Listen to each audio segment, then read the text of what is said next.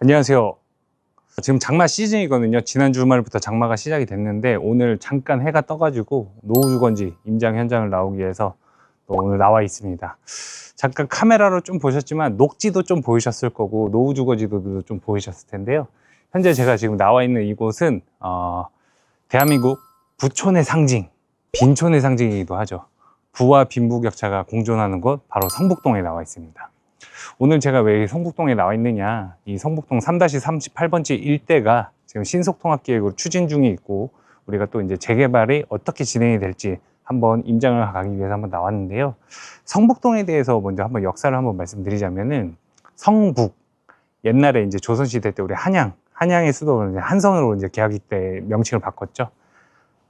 도성의 북쪽에 있다라고 해서 성북동이라는 이름이 지어졌고요. 우리 옛날 도성이 전부 다 이제 종로 쪽에 이제 많이 편향이 되어 있었거든요. 종로에 보시면 뭐 경복궁이라던가 창경궁, 창덕궁 등등등 옛날 조선시대 때 관료들이 많이 거주했던 동네가 바로 이 성북동입니다.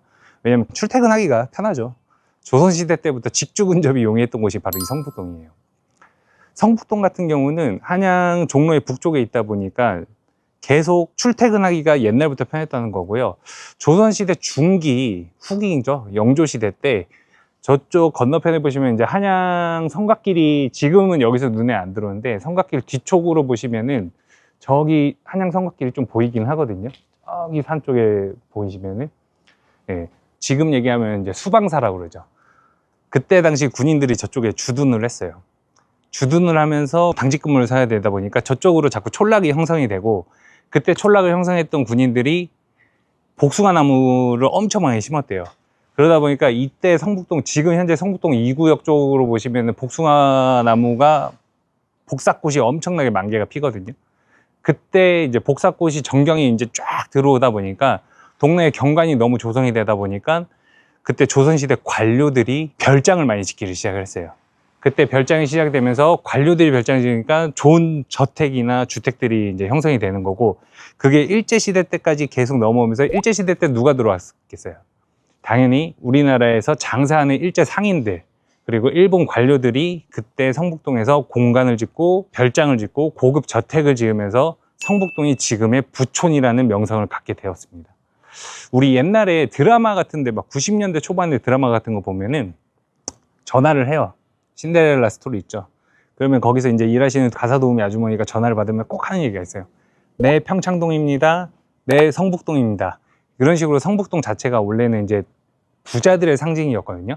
지금 요 뒷블록만 가더라도 대기업 총수님들이 거주하고 계시는 부자 저택 단지들이 또 나오기는 해요. 그러다가 1950년대 이제 한국전쟁 이후에 피난민들이 서울을 벗어났다가 다시 정착하기 시작하면서 만들어진 동네가 이 성북동이고요. 그때 성북동에서 피난민들이 판자촌에 살았겠죠. 그 판자촌이 다시 한번 거주지가 바뀌면서 60년대, 70년대에 노후주택, 단독주택들이 또 이제 생기기 시작을 하고 그 주택들이 허물어지면서 지금 제가 서 있는 이런 빌라 같은 것들이 생기기도 했고요. 여기 보시면 이런 것들이 전부 다 1960년대 후반에서 70년대 초반에 형성된 건물이거든요.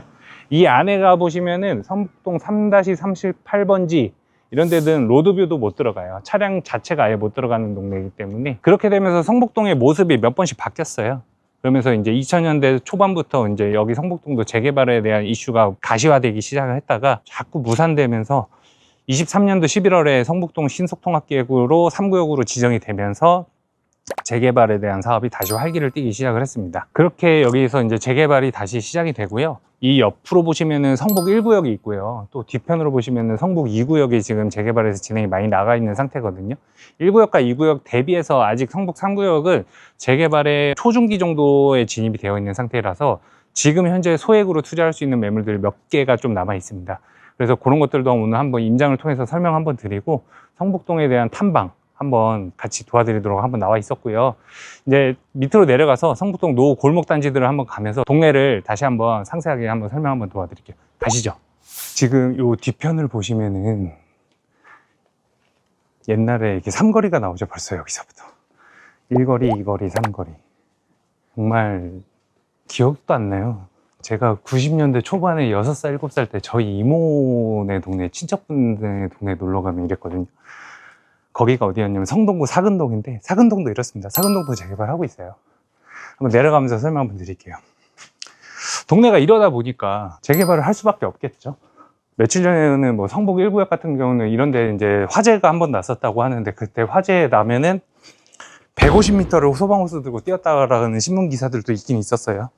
이러다 보니까 주민들이 사실은 재개발을 염원할 수밖에 없고요. 재개발에 대한 이제 압박도 굉장히 강하고 주민들 의지도 굉장히 강합니다. 여기는 가다가 나중에 잘못 들어가면 길도 잃어버리기도 십상인데, 서울에 어떻게 보면은 몇 안 남은 달동네라고 생각이 좀 들어요. 일로 한번 가볼까요? 여기는 사실 2005년에서 2006년도 사이에 2008년부터 민간 재개발로 이제 추진을 하다가, 그때 서울시에서 좀 반대가 심했어요. 반대가 심했던 이유 중에 하나가, 이 뒤쪽에 보면 이제 북악산에 대한 경관을 좀 해친다, 아파트가 들어오면. 그래서 고층 아파트를 절대 지을 수가 없다, 뭐 이런 얘기도 사실 좀 나왔었고, 그리고 그렇게 아파트가 들어오게 되면은 조망권을 침해받는 사람이 있었습니다. 그때 누구냐면은 저기 언덕 보이세요? 부촌단지들이 보이죠? 예.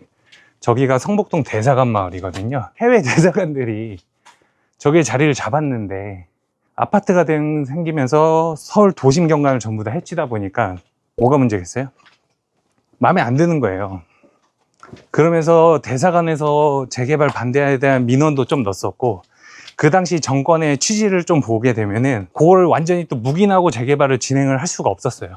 그래서 뭐 자연경관을 침해한다, 그리고 뭐 주변에 높은 공직자들에 대한 민원이 조금 제기가 된다라고 해갖고 한번 사업이 자꾸 서울시랑 줄다리기 협상을 하고 있다가, 2021년도에 오세훈 시장님이 사퇴하면서, 자진 사퇴하셨죠, 그때는. 그때 사퇴하시면서 여기가 재개발이 안 됐어요. 그리고 이제 박원순 시장이 서울시장 역임하시면서 한 10년 동안 방치하다가 오세훈 시장이 다시 취임하면서 이 노후주거지에 대한 정비 사업을 진행을 하자. 그때 정책으로 나왔던 게 신속통합기획이고, 그때 신통으로 2023년도에 후보지로 선정이 됐습니다. 23년도 11월에 6차 후보지로 선정이 됐는데, 그때 후보지로 선정된 곳 중에 대표적인 이제 부동산 투자처가 어디였냐면은 망원동에 망원 1구역 신속통합기획구역이 있고요. 청량역 주변에 전농 15구역이 있어요. 그리고 여기 성북 3구역. 망원동 같은 경우는 아파트가 들어가면 참 좋아. 근데 거기 상가 건물에 대한 상권이 너무 활성화가 되어 있다는 것도 좀 문제였고, 그리고 한강변을 볼 수 있느냐, 또 앞에 한강변 바로 앞에는 망원동 모아타운이 또 자리를 잡고 있거든요. 그러다 보니까 망원동에 대한 투자도 잘 이루어지지 못했죠. 여러 가지 허들이 있다 보니까. 청량리 전농 15구역 같은 경우도 전농 9구역 공공재개발, 전농 14구역, 전농 15구역 등등등 전농동에 대한 많은 청량리역 교통 호재에 관한 역세권 재개발 등이 계속 이루어지고 있었는데, 사실 청량리 역세권에 대한 개발 호재는 교통에 대한 호재밖에 없는 것 같아요, 제가 보기에는. 근데 여기 성북 3구역 같은 경우는 이렇게 보시겠지만 비교적 평지는 아니고 거의 다 구릉지에다 보니까 개발에 대한 주민들에 대한 압력이 좀 세고요. 그리고 여기서 도보 7분이면 4호선 한성대 입구역에 도달을 하게 되거든요. 그 한성대 입구역이 걸어서 10분이면 종로구 해화동에 도달을 합니다. 그리고 4호선 타시고 5분이면 종로구, 중구, 명동역에도 도달을 하고요. 이만큼 교통에 대한, 종로에 대한 출퇴근 입지가 굉장히 강한 곳이 바로 이 성북 3구역 신속통합기획 후보지인데요.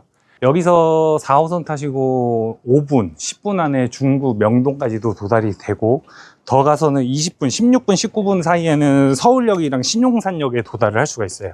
신용산역에는 또 뭐가 생기죠? 국제업무지구가 생기죠.